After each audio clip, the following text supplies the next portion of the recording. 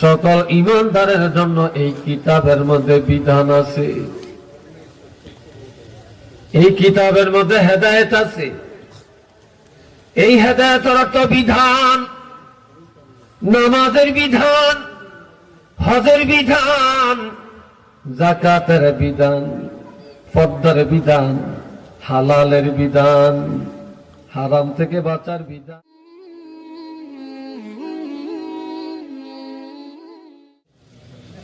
الحمد لله نحمده ونستعينه ونستغفره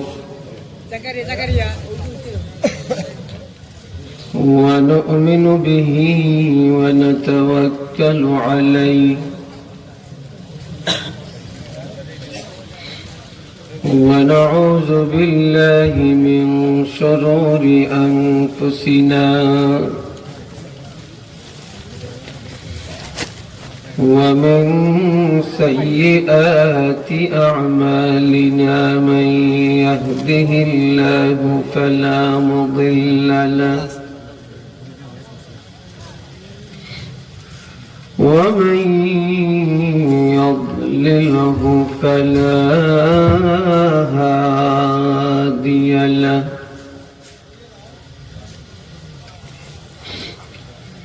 ونشهد أن لا إله إلا الله وحده لا شريك له ونشهد أن سيدنا وسندنا ونبينا وشفيعنا وحبيبنا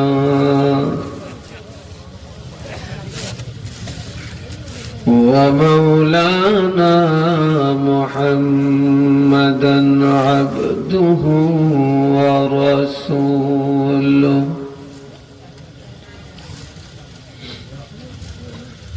الذي أرسله بالحق بشيرا ونذيرا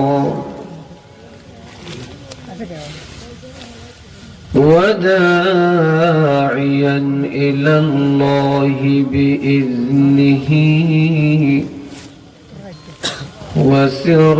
وسراجا منيرا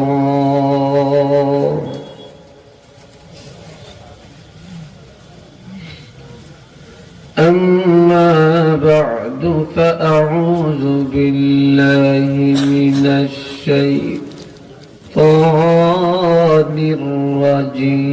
الرجيم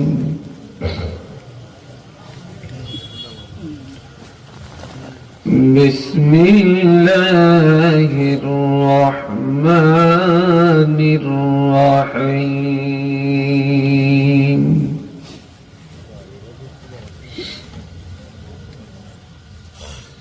إنا عرضنا الأمانة على السماوات والأرض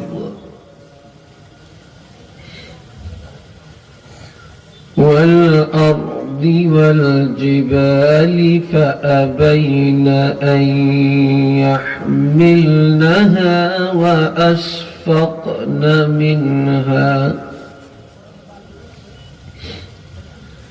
وحملها الإنسان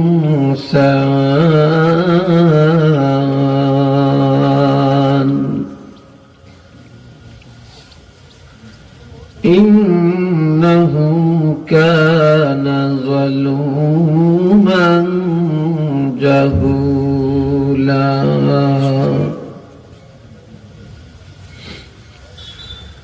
صدق الله العظيم وصدق رسوله النبي الكريم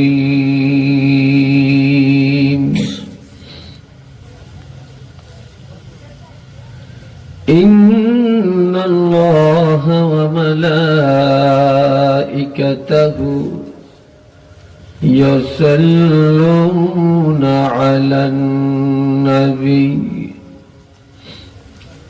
يا أيها الذين آمنوا صلوا عليه وسلموا تسليما صلى الله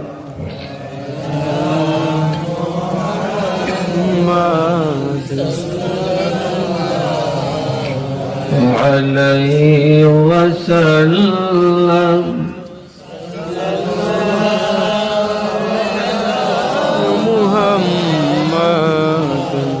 صلى الله عليه وسلم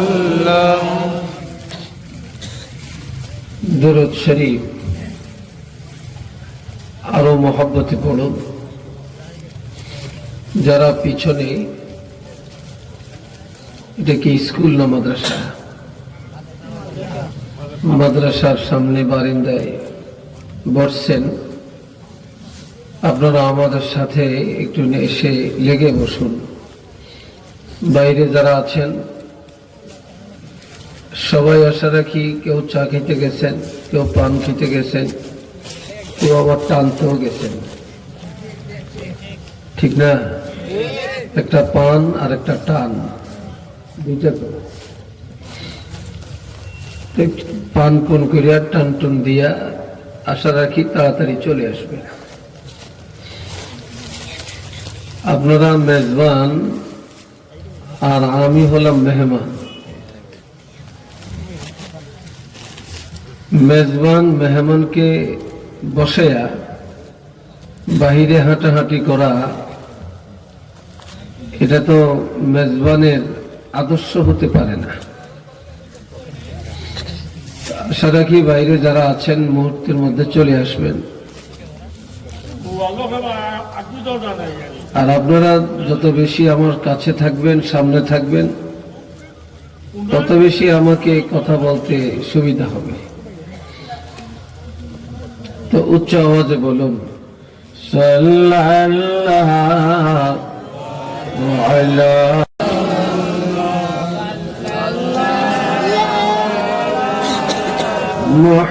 মুহাম্মাদ সাল্লাল্লাহু।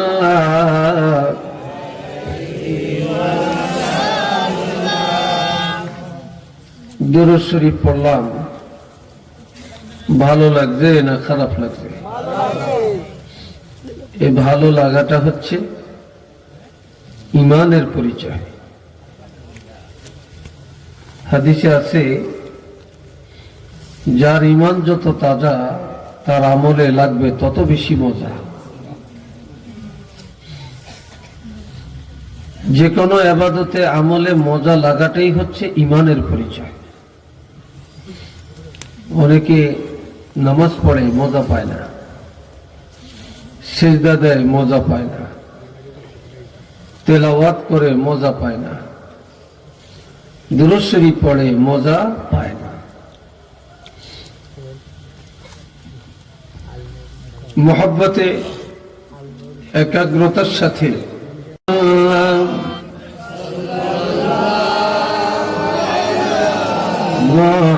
মুহাম্মাদ সাল্লাল্লাহু আলাইহি ওয়াসাল্লাম বালাগাল উলা বিকামালিহি কাশাফাদ দুজা বিজামালিহি حسنت جميع خصاله صلوا عليه وآله।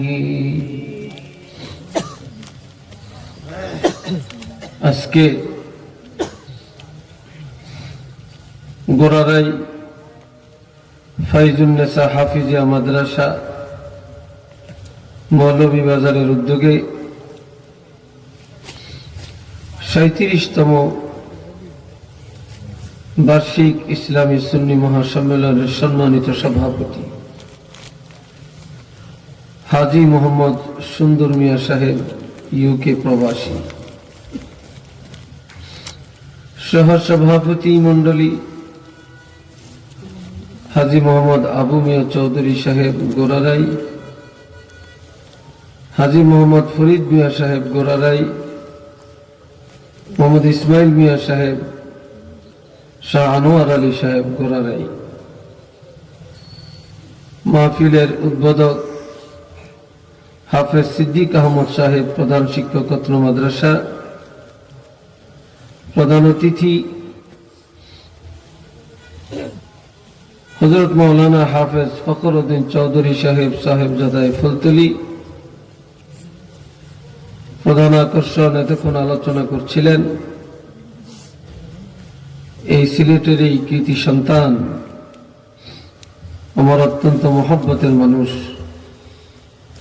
হযরত মাওলানা আব্দুল আহাদ জাহাদি সাহেব পেঞ্চুগঞ্জি। সম্মানিত বিশেষ অতিথিবৃন্দ, হযরত উলামায়ে কেরাম, আমার সামনে বসা মুরব্বিয়ানে কেরাম, যুবক ভাইরা, পর্দার আড়ালের মা ও বোনেরা, আল্লাহ পাকের দরবারে শুকর আদায় করি, মহব্বতে উচ্চ আওয়াজে বলি আলহামদুলিল্লাহ। আলহামদুলিল্লাহর আওয়াজটা খুব একটা ভালো হয়েছে না, আর আমি অনুমান করছি এই শুকরটা আমরা সবাই আদায় করছি না। একসাথে এক আওয়াজে মহব্বতে জবান খুলে বলি আলহামদুলিল্লাহ। এই কনকনে শীতের মধ্যে এদেশের হাজারো লাখো মানুষের কাছ থেকে পছন্দ করে আল্লাহর পছন্দের কতগুলো মানুষকে, নবী প্রেমিক, নবীর মোহাব্বতের উম্মতদেরকে আল্লাহ পাক এই বেহেশতের বাগানে বসার তৌফিক দান করছেন। এজন্যে উচ্চ কণ্ঠে আরেকবার বলবো আলহামদুলিল্লাহ। আমি কোরআন শরীফ থেকে আপনাদের কাছে একখানা আয়াতে কারিমা তেলাওয়াত করেছি, আপনারা দোয়া করেন এই আয়াতের আলোকে আমি যেন কিছু কথা, কিছু আলোচনা আপনাদের মাঝে উপস্থাপন করতে পারি। আল্লাহ পাক যেন আমাকে সে তৌফিক দান করেন। সবাই বলুন আমিন। আলোচনার শুরুতে আমি আরেকবার অনুরোধ জানাচ্ছি, যারা উঠছিলেন আশা রাখি মুহূর্তের মধ্যে তারা সবাই চলে আসবেন। আলিম ওলামা, হাফেজ, কারি, ছাত্র সবাই আশা রাখি বসে যাবেন। এটা মাদ্রাসা, এটা মাদ্রাসার মাহফিল। দুনিয়ার সবগুলি মাহফিল এক রকম না। মাদ্রাসার মাহফিল যেটা, এটা আলাদা এক মর্যাদা সম্পন্ন মাহফিল। এটা রুহানিয়াতের মাহফিল এবং এটা নিয়মিত যারা লেখাপড়া করে তারা এখানে ছাত্র। আর আজকে মাদ্রাসার মাহফিলে যারা আসছেন, বসছেন, কথা শুনছেন, আপনারাও হয়ে গেলেন মাদ্রাসার ছাত্র।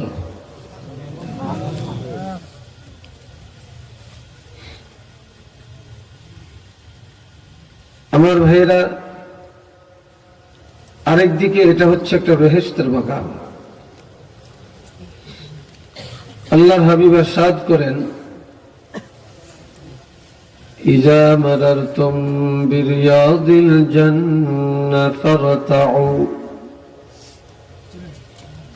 তোমরা যখন কোন বেহেশতের বাগানের পাশে দিয়ে অতিক্রম করবে বা সেখানে যাবে, আশেপাশে থাকবে, তখন বেহেশতের বাগানে বসবে, অবস্থান করবে, সেখান থেকে কিছু নিয়ামত অর্জন করবে। সাহাবীরা প্রশ্ন করলেন, قالوا يا رسول الله وما رياض الجنة এ রাসূল দুনিয়াতে আবার বেহেশতের বাগান কোনটি قال هلاك الذكر রাসূল বললেন যেখানে আল্লাহর কথা আলোচনা হয় যেখানে কোরআন হাদিস নিয়ে কথা হয় এটি হচ্ছে একটা বেহেশতের বাগান আপনারা সবাই আমার দিকে চান অন্যদিকে চাবেন না তাহলে আমরা যারা আছি আমরা এখন একটা বেহেশতের বাগানের মধ্যে আছি সবাই বলেন আলহামদুলিল্লাহ কোন সন্দেহ করছেন নাকি অনেক আলোচনা আপনারা শুনছেন আলোচনা শুনতে শুনতে এখন হয়তো চাহিদা মিটে গেছে আলোচনা শোনার প্রতি মানুষের চাহিদা কমে গেছে এটাও হতে পারে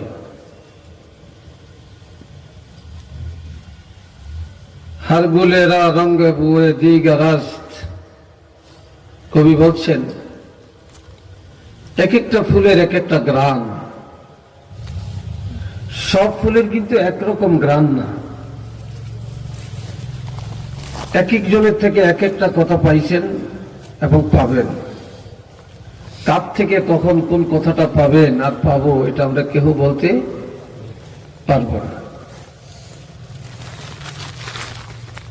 আমরা ভাগ্যবান চিল্লিয়ে বলেন আমরা কি আরেকটু জোরে বলেন আমরা ভাগ্যবান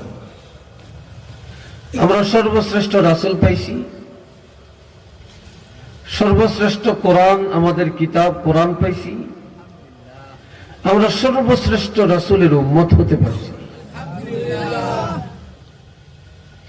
আমাদের নবী সবচেয়ে বড় না ছোট চিল্লিয়ে বলেন আমাদের কিতাব কোরআন শরীফ সবচেয়ে বড় না ছোট আমরা নবীর উম্মত সবচেয়ে বড় না ছোট সবচেয়ে বড় আমরা কেমন কিতাব পাইছি আমাদের কিতাবটা কেমন এটা নিয়ে আমি একটু কথা বলবো যেহেতু মাদ্রাসা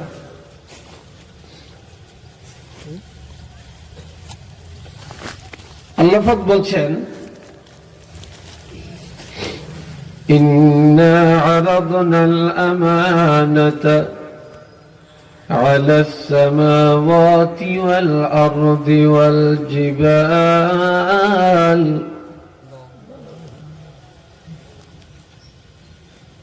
এই 30 পারা কোরআন আমি আল্লাহ আসমানে রাখতে চাইছিলাম জমিনে রাখতে চেয়েছিলাম পাহাড়ের মধ্যে রাখতে চাইছিলাম এই কোরআন আসমানে জমিনে পাহাড়ে রাখতে চাইছিলাম فأبين أن يحملنها তারা সবাই অস্বীকৃতি জানালো আসমানেও কোরআন গ্রহণ করতে চায় না জমিনেও চায় না পাহাড়েও চাইল না وحملها الإنسان যে কোরআন কেউই গ্রহণ করে নেয় না এই 30 পারা কোরআন নবীর উম্মতরা গ্রহণ করে নেয় মানুষ গ্রহণ করলো কোন মানুষ যারা শ্রেষ্ঠ নবীর উম্মত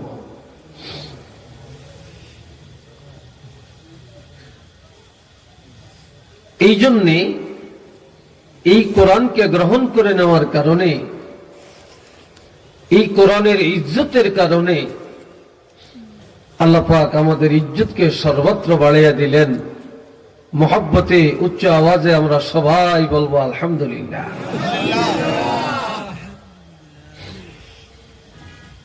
আল্লাহ আরো বলছেন لو أنزلنا هذا القرآن على جبل ও দুনিয়ার মানুষেরা, এই কোরআন আমি আল্লাহ যদি পাহাড়ের মধ্যে নাজিল করতাম, লারাআইতাহু খাশিআম মুতাসাদ্দিআম মিন খাশিয়াতিল্লাহ। অবশ্যই হাবিব, আপনি দেখতেন এই কোরআনের সম্মানে, আল্লাহর ভয়ে পাহাড় চূর্ণ বিচূর্ণ হয়ে যেত। আমি আল্লাহ এই কোরআন পাহাড়ে রাখি না, আসমানে রাখি না, জমিনের মধ্যে রাখি না, গাছপালার মধ্যে রাখি না, সমুদ্রের মধ্যে ছেড়ে দেই না। এই 30 পারা কোরআন আপনার রাসূলের উপরে অবতীর্ণ করলাম। এই কোরআন আপনাকে দিয়া সকল জাতির উপরে আপনার উম্মতের সম্মান আমি আল্লাহ বাড়াইয়া দিলাম।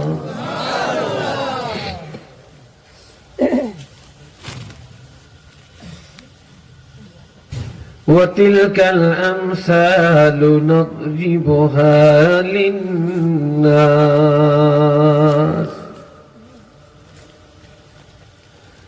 আর এই দৃষ্টান্তগুলো আমি আল্লাহ বিশ্ব জগতের মানুষের কাছে জন্য উপস্থাপন করি, লাআল্লাহুম ইয়াতাফাক্কারুন।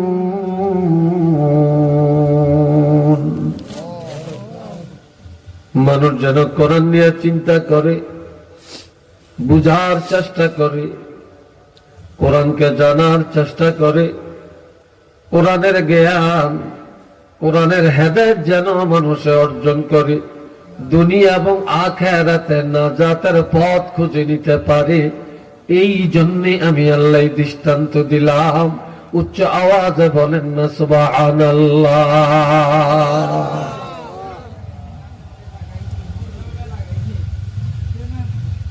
আল্লাহ, আপনারা সবাই এইভাবে হাঁটু উঠে বসবেন না। এই যে এইভাবে বসছেন, এইভাবে বসবেন না, হাঁটু নামে বসেন সবাই। এটা কিন্তু মাহফিলে বসার আদব না, এটা হাদিসে নিষেধ করা হয়েছে। মসজিদে এইভাবে বসা নিষেধ। আল্লাহ খুব খেয়াল করেন। কিছু কথা আমি বলবো, আপনারা চান তো নাকি? না বোঝা যায় চান না? হ্যাঁ, আমার আল্লাহ আরো বলেন, ইন্নাহু লাকুরআনুন কারীম। সাহাবায়ে কেরাম একদিন প্রশ্ন করলেন, ইয়া রাসূলুল্লাহ, এ কোরআনের সম্মান কেমন?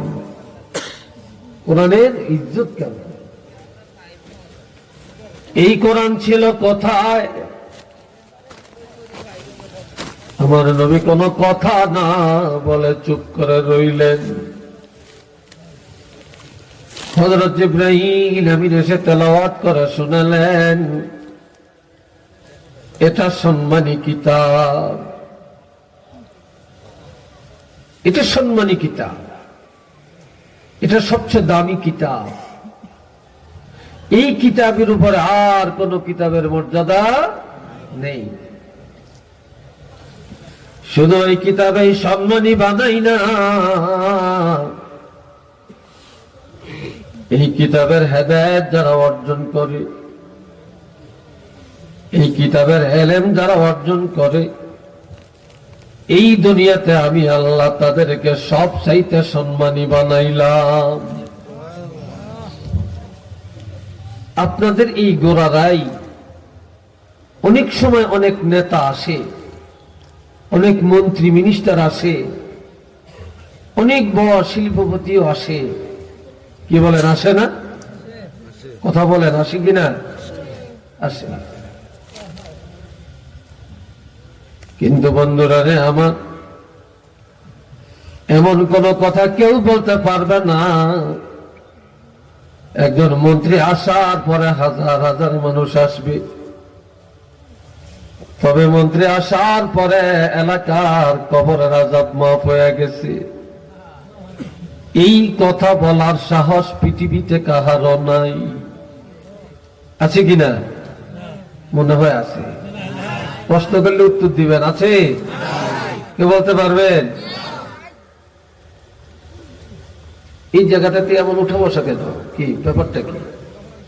আপনাদের মনে চাইলে আগে চলে যেতে, ফুট করে হঠাৎ ধরেন আমি কি রূপবানের কিচ্ছা বলছি নাকি?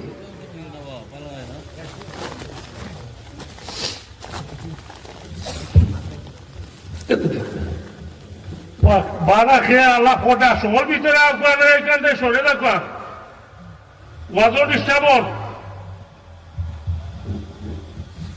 কি হুট করে কি আর মোর স্বাধীন আশ্চর্য।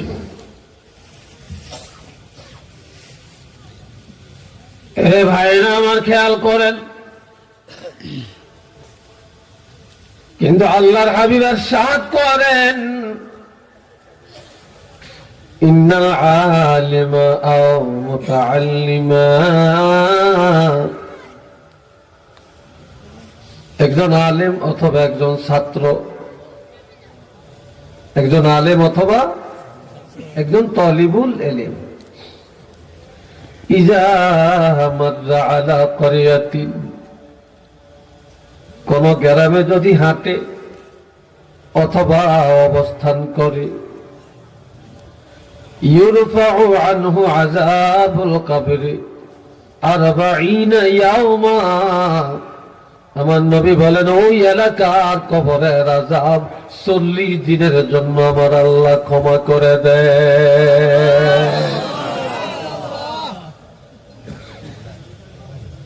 এটা কেন? শুধু কোরআনের সম্মানে। চিল্লিয়ে বলেন কিসের কারণে?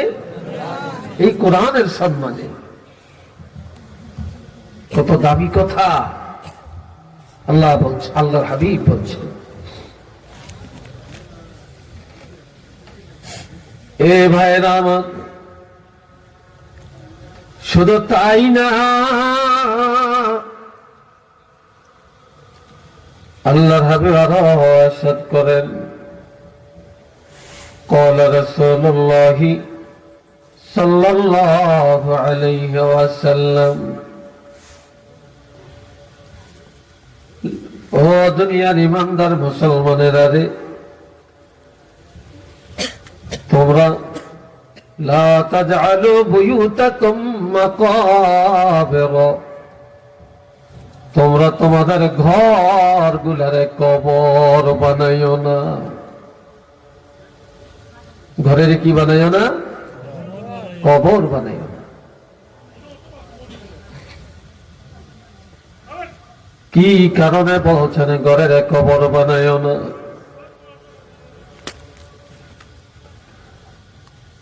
কবরের মধ্যে কোরআন তেলাওয়াত নাই,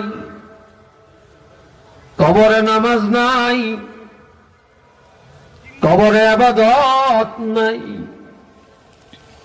যে ঘরের মধ্যে তেলাওয়াত নাই, যে ঘরে ইবাদত নাই, এটাও কবরের মতো। এই জন্য নবী বলেছেন তোমাদের ঘরগুলা কবর বানাইও না। ইন্নাশ শাইতানা ইয়ানফিরু মিনাল বাইতিল্লাযী তাকরাউ ফীহিল কুরআন, যে ঘরে সব সময় কোরআন তেলাওয়াত করা হয়, কোরআন নিয়ে চর্চা করা হয়, ওই ঘরের মধ্যে রহমত নাজিল হয়, শয়তান দূর হয়ে যায়, গজব দূর হয়ে যায়, মুসিবত দূর হয়ে যায়। সেই ঘর আল্লাহর রহমত আর বরকতের দ্বারা পরিপূর্ণ হয়ে যায়।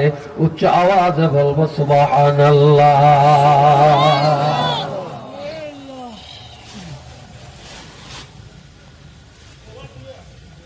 আল্লাহ, কি মজার কথা রাসূল বলছেন। আমার দিকে চান, রে বাবাজিরা আমার খেয়াল করেন, এই কোরআন সম্মানী কিতাব, এই কিতাবে দুনিয়াতে সম্মান বাড়ায়, কবরে সম্মান বাড়ায়, কিয়ামতে সম্মান বাড়ায়। এই কিতাবে মা বাপের সম্মান বাড়ায়, আত্মীয় স্বজনের ইজ্জত বাড়ায়, সমাজের ইজ্জত বাড়ায়, সংসদের ইজ্জত বাড়ায়, রাষ্ট্রের ইজ্জত বাড়ায়। যেই কোরআন সম্মানী কিতাব, এই কিতাবের কারণে আল্লাহ দুনিয়া তো সম্মানী বানিয়ে দেয়, আখিরাত মানুষকে সম্মানী বানিয়ে দেয়। উচ্চ আওয়াজে বলেন না সুবহানাল্লাহ।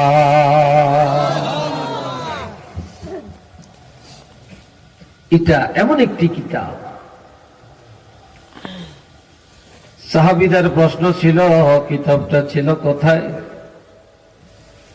আমার আল্লাহ জানিয়ে দেন, ফি কিতাবিন মাকনুন।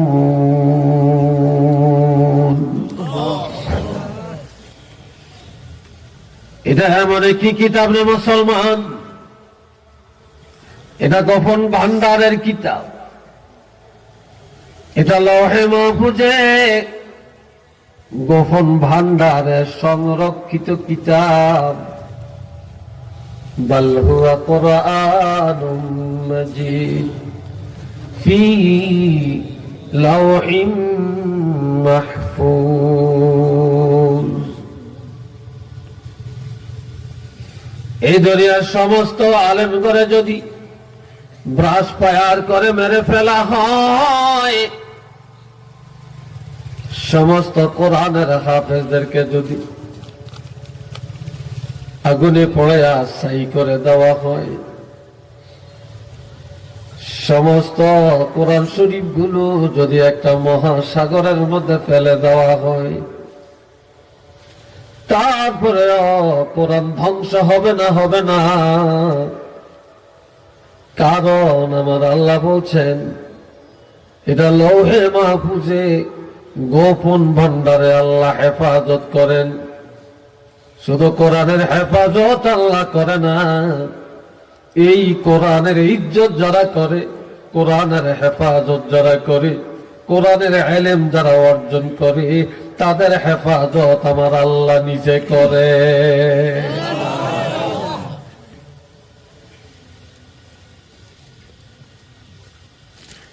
একটা মেয়ে লোক 5 ওয়াক্ত নামাজ আদায় করেন,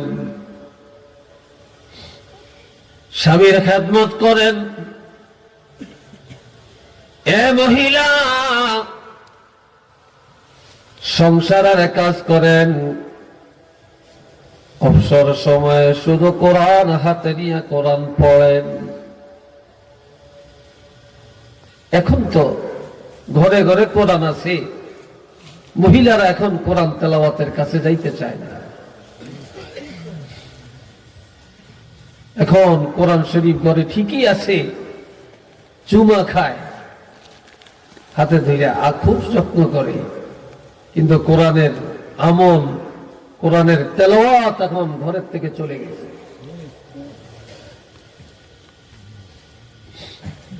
বন্ধুরা রে আমার, হঠাৎ ঘরের মধ্যে আগুন লাগলো, ধাউ ধাউ করে আগুন পুরাটা ঘর গ্রাস করে ফেলল। কিন্তু মহিলা নিজের জায়গায় বসে বসে কোরআন তেলাওয়াত করে উঠে না। হঠাৎ একটা বাতাস আসলো, বাতাসটা আগুনটাকে কোন দিকে নিয়ে গেল টের পাওয়া গেল না। মানুষে ভাবলো মহিলা নাই, পড়া যায় ছাই হয়ে গেল। আস্তে আস্তে আগুন যখন নিভে গেল, এবার গিয়ে দেখে মহিলা যে জায়গায় বসে কোরআন পড়তেছিলেন, ওই জায়গায় এখনো বসে বসে কোরআন তেলাওয়াত করেন। মহিলাও পড়া যায় না, আল্লাহর কালামও পড়া যায় না। আর আওয়াজ দিয়ে বলেন সুবহান। কারণ ইন্না নাহনু নাযালনা যিকরা ওয়া ইন্না লাহু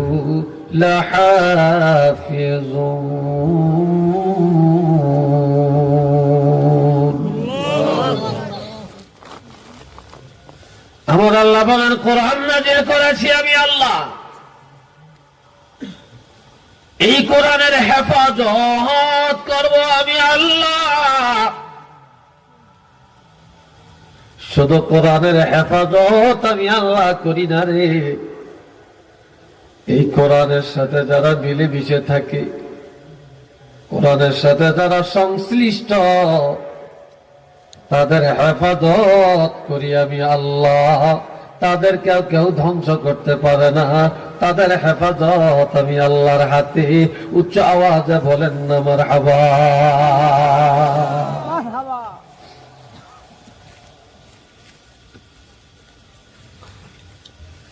লা ইয়ামাসসুহু ইল্লাল মুতাহহারুন। আমার আল্লাহ বলেন, এটা এমন কিতাব, পবিত্রতা ছাড়া এই কোরআন ধরা যায় না, ওযু ছাড়া ধরা যায় না, পাক পবিত্রতা ছাড়া কোরআন স্পর্শ করা যায় না। কোরআন ধরতে হলে পবিত্রতা লাগবে, কোরআন পড়তে হলে পবিত্রতা লাগবে। কারণ এই কিতাবে মানুষকে পবিত্র বানায়,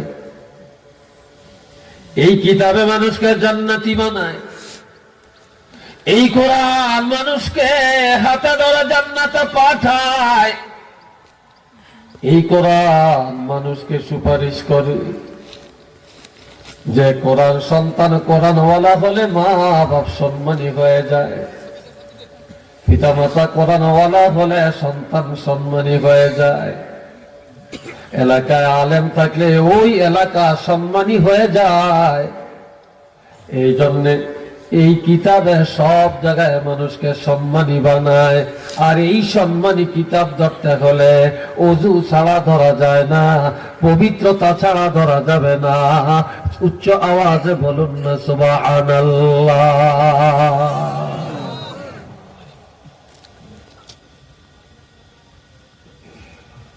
একটা জিনিস মানুষের ঈমানকে তাজা করে, আর একটা জিনিস মানুষের আমলকে তাজা করে। قال رسول الله صلى الله عليه وسلم كثرة ذكر الموت وتلاوة القرآن। বেশি বেশি কবরের চিন্তা, বেশি বেশি মৌতের চিন্তা মানুষের আমলকে তাজা করে। যে যত বেশি কবরের চিন্তা করে সে তত বেশি নামাজ আদায় করে,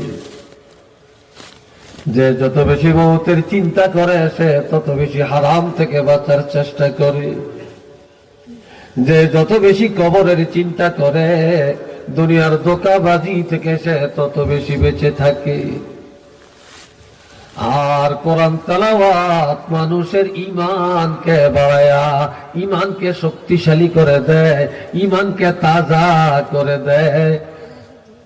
আমার ভাইয়েরা, মওতের চিন্তা আমলকে তাজা করে, আর কোরআন তেলাওয়াত মানুষের ঈমানকে তাজা করে।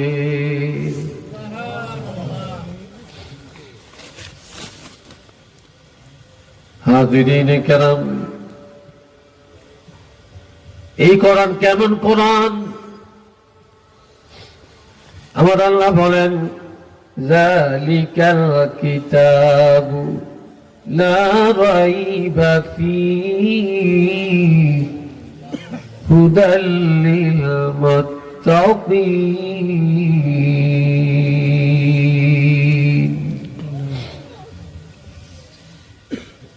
আমার দিকে চান, কথা চলবে তো? চিল্লিয়ে বলেন চলবে? রাজি আছেন? সবাই রাজি আছেন? রাজি নাই কার একটু হাত তোলেন তো। সবাই রাজি, মাশাআল্লাহ। এটা তাকবীর দেন দেখি, আপনাদের জজবা আসুক। নারায়ে তাকবীর। আওয়াজটা ভালো হইছে না। নারায়ে তাকবীর, নারায়ে রিসালাত। মাশাআল্লাহ, আল্লাহ কবুল করেন। সবাই বলুন আমিন। বাবাজান, আমার আল্লাহ বলেন এটা এমন কিতাব, যেই কিতাবের মধ্যে কোনো সন্দেহ নাই। এই কিতাবে কোনো সন্দেহ নাই, ভুল নাই। জোরে বলেন আছে কিনা? আছে মনে হয় না? এই কিতাব মানুষকে হেদায়েত দান করে। এই কিতাবের মধ্যে আছে মুত্তাকিনের জন্য হেদায়েত। যত ঈমানদার মুসলমান, সকল ঈমানদারের জন্য এই কিতাবের মধ্যে বিধান আছে। এই কিতাবের মধ্যে হেদায়েত আছে। এই হেদায়েতের অর্থ বিধান, নামাজের বিধান, হজের বিধান, যাকাতের বিধান, পর্দার বিধান, হালালের বিধান, হারাম থেকে বাঁচার বিধান, রাষ্ট্রীয় বিধান, রাজনীতির বিধান, ব্যবসার বিধান, অর্থনীতির বিধান, সমাজনীতির বিধান। এই কিতাবের মধ্যে আছে বিবাহের কথা, তালাকের কথা। এই কিতাবের মধ্যে আছে বন্টননামা। এইভাবে একটা একটা করে সব আমার আল্লাহ ঈমানদারের জন্য সাজিয়ে রেখেছে।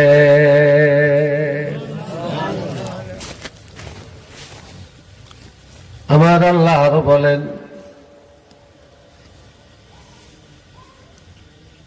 الذين يؤمنون بالغيب ويقيمون الصلاة ومما رزقناهم ينفقون। তারাই হলেন ঈমানদার যারা অদৃশ্যকে বিশ্বাস করে। তারাই হলেন ঈমানদার যারা নামাজ কায়েম করে। তারাই হলেন ঈমানদার যারা আল্লাহর দেওয়া সম্পদ আল্লাহর পথে কোরআনের খেদমতে ব্যয় করে। والذين يؤمنون بما أنزل إليك। তারাই হলো ঈমানদার হাবিব আপনার উপরে যে কোরআন অবতীর্ণ করা হলো, এই কিতাবের উপরে যারা বিশ্বাস রাখে। ওয়ামা উনজিলা মিন ক্বাবলিক, আর পূর্ববর্তী কিতাবগুলোকে যারা বিশ্বাস করে, আমার আল্লাহ বলেন একমাত্র তারাই ঈমানদার। উচ্চ আওয়াজে বলেন না সুবহানাল্লাহ। আরেকটু জোরে কর, তারাই ঈমানদার। এই কিতাবের উপরে যারা ঈমান রাখে। আমার আল্লাহ আরো বলেন, আলিফ লাম রা তিলকা আয়াতুল কিতাবিল মুবিন। এই কিতাবের আয়াতগুলি সুস্পষ্ট কিতাবের আয়াত। এই কিতাবের আয়াত এমন ভাবে আল্লাহ নাজিল করেছেন, তোমাদের বুঝার জন্য সমস্যা নেই, আমলের জন্য সমস্যা নাই। এগুলো স্পষ্ট কিতাবের আয়াত। তোমরা যেটা জানতে চাবে সেটা এই কোরআনের থেকে জানতে পারবে। কেননা এমন ভাষায় আল্লাহ কোরআন অবতীর্ণ করে না যেটা তোমাদের জানতে সমস্যা, বুঝতে সমস্যা। ইন্না আনজালনাহু কুরআনান আরাবিয়্যা, আমার আল্লাহ বলেন এই কোরআন আমি আল্লাহ আরবি ভাষায় নাজিল করেছি। বলেন তো কোন ভাষা? আর একটু ধরে বলেন কোন ভাষা? এই কোরআন আমি আল্লাহ আরবি ভাষায় নাজিল করেছি। ফার্সি ভাষায় কোরআন নাজিল হয় না, ইংরেজি ভাষায় কোরআন নাজিল করে না, উর্দু ভাষায় আল্লাহ কোরআন নাজিল করেন না। এই কোরআন আরবি ভাষায় আল্লাহ নাজিল করেছেন। কেন? আল্লাহর ভাষা হলো আরবি, আরশে আজিমের ভাষা হলো আরবি, লৌহে মাহফুজের ভাষা হলো আরবি, আসমানের ভাষা আরবি, মক্কা শরীফের ভাষা আরবি, মদিনার ভাষা আরবি, আমার নবীর ভাষা হলো আরবি, ফেরেশতাদের ভাষা আরবি, কবরের ভাষা হবে আরবি, জান্নাতের ভাষা হবে আরবি। ইংরেজি দুনিয়ার জন্য, আন্তর্জাতিক মাটির উপরের জন্য, কিন্তু কোরআন লৌহে মাহফুজ থেকে কিয়ামত পর্যন্ত সকল জায়গার জন্য কোরআন আন্তর্জাতিক ভাষা। একটু চিল্লিয়ে বলেন না সুবহানাল্লাহ।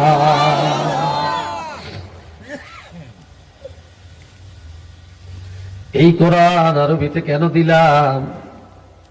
লাআল্লাকুম তাআকিলুন, যাতে করে তোমরা আকলমান হতে পারো, তোমরা জ্ঞানী হতে পারো। একটা লোক যদি ওকালতি করে আর সেই লোকটা যদি কোরআন জানে সে জ্ঞানী। যদি একজন ব্যারিস্টার কোরআন জানে সেও জ্ঞানী। যদি একজন প্রধানমন্ত্রী কোরআন যদি জানে তাকেও জ্ঞানী বলা যাবে। প্রেসিডেন্ট যদি কোরআন জানে তাকেও জ্ঞানী বলা যাবে। কিন্তু যে যত বড় ক্ষমতার অধিকারী হোক না কেন, যদি কোরআন না জানে সে দুনিয়ার জ্ঞানী হতে পারে, আমার আল্লাহ তাকে জ্ঞানী বলে না, আমার রাসূল তাকে জ্ঞানী বলে না। এই জন্য আমার ভাইরা, আল্লাহ বলছেন তোমরা যদি কোরআনের ইলম অর্জন করো অবশ্যই তোমরা আকলমান, তোমরা বুদ্ধিমান, তোমরা হবে জ্ঞানী, তোমরা হবে দার্শনিক, তোমরা হবে বৈজ্ঞানিক। একটু চিল্লিয়ে বলেন না সুবহানাল্লাহ। কষ্ট হয় না? কষ্ট হয় মনে হয় আপনাদের? জেনা কথাটাও বলেন না, এই কথাটাও মুখ দিয়ে আসে না। খুব ঠান্ডা পাইছে আপনাদেরকে মনে হয়। সবাই বলেন আলহামদুলিল্লাহ। ভলিউমটা একটু বাড়ান, আলহামদুলিল্লাহ।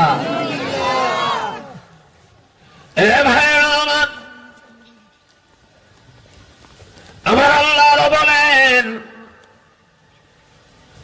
وَنُنَزِّلُ مِنَ الْقُرْآنِ مَا هُوَ شِفَاءٌ وَرَحْمَةٌ لِلْمُؤْمِنِينَ। কোরআন ঔষধ, কোরআন মুমিনের জন্য রহমত। দুনিয়াতে যত মেডিসিন আছে রে বাবা, কোরআনের চেয়ে এত বড় ঔষধ আর কোনটা নাই। আছে কিনা বলেন? জোরে বলেন আছে কিনা? কোরআন দেহের রোগের ঔষধ, কোরআন সামাজিক রোগের ঔষধ, কোরআন রাষ্ট্রীয় রোগের ঔষধ, কোরআন পেট ব্যথার ঔষধ, কোরআন যাদের সন্তান হয় না ওই গর্ভে এক সন্তান আসার ঔষধ। এই কোরআন দুনিয়ার যত ভূত আছে, জিন পরি আছে, সব দৌড়ানের ঔষধ। কোরআনে যদি ভূত দৌড়ায়, কোরআনে যদি জিন পলায়, কোরআনে যদি শয়তান পলায়, তাহলে যারা কোরআনের ইলম অর্জন করে তাদের কাছে সব রহমত বরকত আল্লাহর পক্ষ থেকে আসবে কিনা বলেন? চিল্লিয়ে বলেন আসবে কিনা?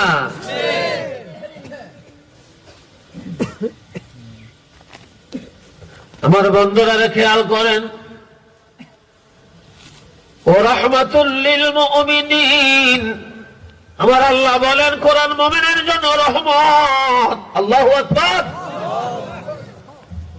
এই দুনিয়ায় কোরআন রহমত, মউতের সময় কোরআন রহমত, কবরে কোরআন হবে রহমত। আজকাল বহু মানুষ মারা যায়, কিন্তু বংশের মধ্যে এমন কাউকে পাওয়া যায় না কোরআন পড়বে। ঠিক নেই? এমন কাউকে পাওয়া যায় না রে। আর দুনিয়াতে এমন মানুষও আছেন, ছেলেরা হাফেজা কোরআন, মেয়েরা হাফেজা, বাচ্চারা কোরআনের কারি, দারুল কেরাতে সহিভাবে কোরআন পড়েছে, কিন্তু মৃত্যুর সময় সূরা মুলক পড়তে পারে, সূরা ইয়াসিন পড়ে। রাসূল বলেন, যখন মালাকুল মউত জান কান্দানির সময় হয়, ওই সাকরাতুল মউতের সময় যদি পাশে বসে বসে সূরা ইয়াসিন তেলাওয়াত করে, ৮০,০০০ রহমতের ফেরেশতা এসে যায়। এই ৮০,০০০ রহমতের ফেরেশতারা চারিদিকে দাঁড়িয়ে যায়, শয়তানের সাথে যুদ্ধ করে। মউতের সময় এই লোকটাকে শয়তান ধোঁকা দিতে পারে না, বেঈমান বানাতে পারে না, আর ঈমানের সাথে তার রূহটা চলে যায়। উচ্চ আওয়াজে বলেন না সুবহানাল্লাহ।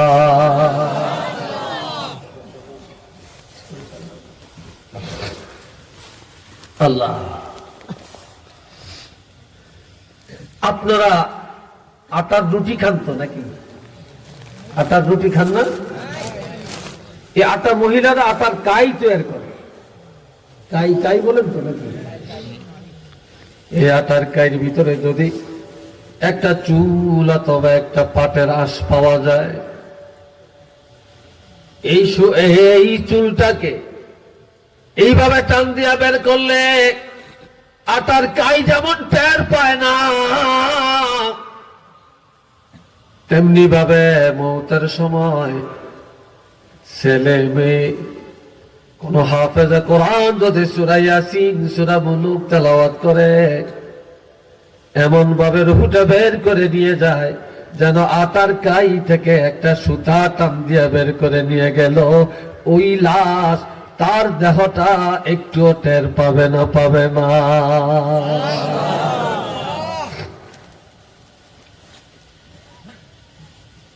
এই জন্য আমার আল্লাহ বলেন, ওয়া রাহমাতুল লিল মুমিনিন, এ কোরআন মুমিনের জন্য রহমত, জিন্দাদের জন্য রহমত, মৃত্যু ব্যক্তিদের জন্য হলো রহমত। এক জায়গায় একটা লোক মদ পান করত, চুরি করত, নামাজ পড়ত না। মউতের আগে তার মধ্যে ধারণা আসছে এই লোকটা মারা গেলে জাহান্নাম ছাড়া তার উপায় নাই, জাহান্নাম ছাড়া আর উপায় নাই। এখন কঠিন রোগে আক্রান্ত হয়ে বিবিকে ডাক দিয়া বলে, বিবি রে, ওই সময় তার স্ত্রীর গর্ভে একটা সন্তান ছিল। ডাক দিয়া বলে, বিবি, আমি যদি মরে যাই, তোমার গর্ভের সন্তানটা যদি ছেলে হয়, আমি ওসিয়ত করে গেলাম আল্লাহর কোরআনের তালিম দিবা। আরো আসতে কম, কি দিবা? কোরআনের তালিম দিবা। হাফেজে কোরআন বানায়ো, কারিউল কোরআন বা আলেম বানায়ো। লোকটা ওসিয়ত করে মরে গেল। তার স্ত্রী একটা পুত্র সন্তান প্রসব করল। আস্তে আস্তে ছেলেটা বড় হয়, দৌড়াদৌড়ি করে, হাঁটাহাঁটি করে, কথাবার্তা বলে। একদিন হাতে ধরে মাদ্রাসায় নিয়ে যায়। ওস্তাদ, এই ছেলেটা এতিম, তার বাবা নাই, সে নামাজ পড়ত না, মদ পান করত, চুরি করত, জানি না সে কিভাবে কবরে আছে। তবে ওসিয়ত করে গেছে তার এই ছেলেটাকে কোরআনের তালিম দেওয়ার জন্য। ওস্তাদ তাকে ভর্তি করায়, সামনে বসায়া এই ছোট বাচ্চাটারে কষি জবানে তাকে পড়ায়, বাবারে তুমি পড়ো আউযু বিল্লাহি মিনাশ শাইতানির রাজীম, বিসমিল্লাহির রাহমানির রাহিম। উস্তাদ যখন আউযু বিল্লাহ বিসমিল্লাহ পড়ায়, আমার আল্লাহ বলে ফেরেশতারা যা যা ওই কবরে যা, যেই কবরের মধ্যে এই ছেলের বাবার লাশ। সে তো পাপী রে, তার পাপের কারণে জাহান্নামে দাও দাও, জাহান্নামের আগুন দাও দাও করে জ্বলছে। তবে ওসিয়ত করে আসছে ছেলেকে কোরআন শিক্ষা দেওয়ার জন্য। ওই যে ওস্তাদের সামনে বসে ছেলে আউযু বিল্লাহ আর বিসমিল্লাহ তার কসি জবানে তেলাওয়াত করল। আমি আল্লাহর রহমতের দরিয়ার মধ্যে জোশ মেরে উঠল। ছেলে বিসমিল্লাহ পড়বে, তার বাবা কবরে জাহান্নামের আগুনে জ্বলবে। এটা আমি আল্লাহ সহ্য করতে পারি না। এই ছেলের জবানে বিসমিল্লাহ বলার কারণে আমি আল্লাহ তার বাবার কবরটা জান্নাতের বাগান বানাইয়া দিলাম।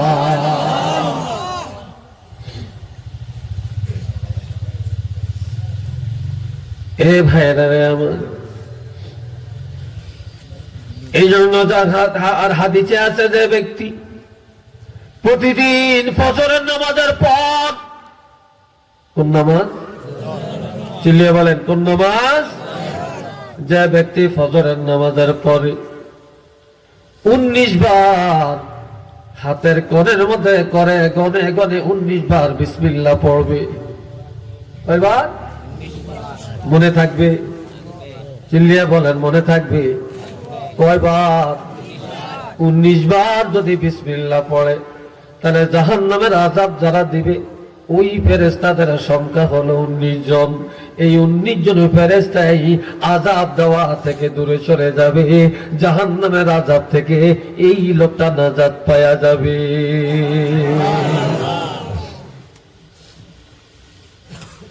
আরেক হাদিসে আমার নবী বলছেন, তোমরা কবরে যাওয়ার আগে একজন বন্ধু বানাও। কি বানাও? কবরে যাওয়ার আগে বন্ধু বানাও, বন্ধু নিয়া কবরে যাও। বন্ধু হলো কোনটা? নবী বললেন, বন্ধু হলো সূরা মুলুক। যে ব্যক্তি প্রতিদিন সূরা মুলুক তেলাওয়াত করে, সূরা মুলুক যে লোকটা পড়ে, তার কবরে একজন বন্ধু তৈরি হয়ে যাবে। যেই কবরে কেউ যায় না, ওই কবরে তার একজন বন্ধু গিয়া দাঁড়াইয়া যাবে। উচ্চ আওয়াজে বলেন না সুবহানাল্লাহ।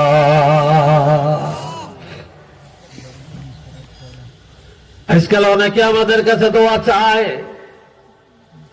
খুঁজো দোয়া করেন। 10 বছর বিয়ে হয়েছে, সন্তান হয় না। 20 বছর হলো, সন্তান হয় না।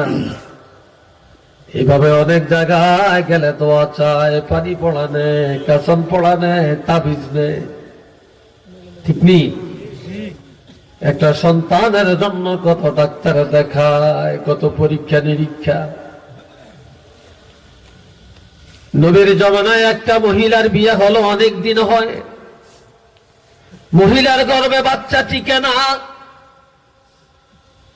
স্বামী সিদ্ধান্ত নেন সে আর একটা বিয়ে করবে শুধু বাচ্চার জন্য, অথবা এ মহিলাটাকে তালাক দিবে। অনেক সময় হয় না, বাচ্চার জন্য বিবিকে তালাক দেয়া হলো, আরেক বিয়ে করে। ইতিহাস আমাদের জমিনে আছে কিনা বলেন? হ্যাঁ, আছে না? একটা বাচ্চার জন্য মানুষ এত কিছু করে, শেষ পর্যন্ত না হলে বাচ্চা কিনে আনে অথবা ফালক আনে। একটু বাপ বলবে, একটু মা বলবে, আব্বু বলে ডাকবে, মনের চাহিদা মিটাবে।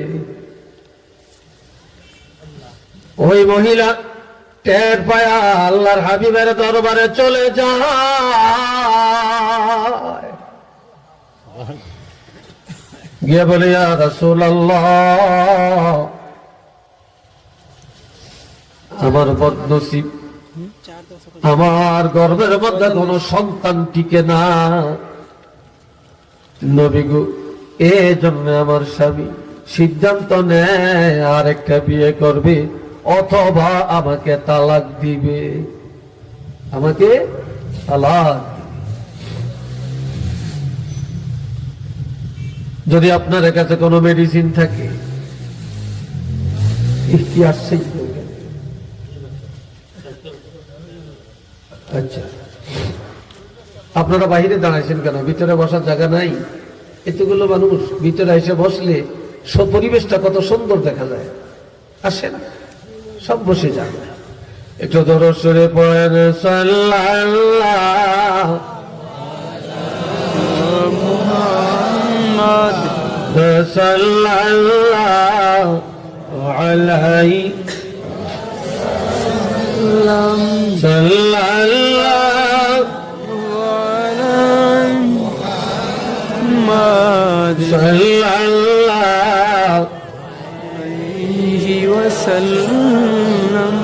সবাই একবার বলেন আলহামদুলিল্লাহ।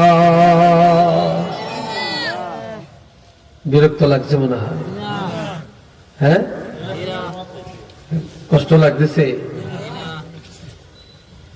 আরো কথা চলবে তো? মাশাআল্লাহ, আল্লাহ আপনাদেরকে কবুল করো। সবাই বলেন আল্লাহুম্মা আমিন। এই বাবাজিরা আমার খেয়াল করেন, নবী বলেন, মা তুমি কোরআন জানো কিনা? তুমি কোরআন জানো কিনা? মেয়ে লোকটা বলে, ইয়া রাসূলুল্লাহ, আমি কোরআন জানি। সহি ভাবে জানো কিনা? কয় জানি। আজকাল অনেকে কোরআন জানে, সহি ভাবে জানে না, ঠিক না? কোরআনের ইলম শিক্ষা করা যেমন ফরজ, সহি ভাবে কোরআন তেলাওয়াত করাটাও ফরজ। কোরআন তেলাওয়াত যদি সহি না হয়, আপনার তো নামাজই হবে না। এই জন্য এই সিলেটের মানুষের প্রশংসা না করে পারি না, তবে এটার অবদান আল্লামা সাহেব কেবলা ফুলতুলি রহমতুল্লাহ আলাইহি দারুল কেরাত চালু করে যাওয়ার কারণে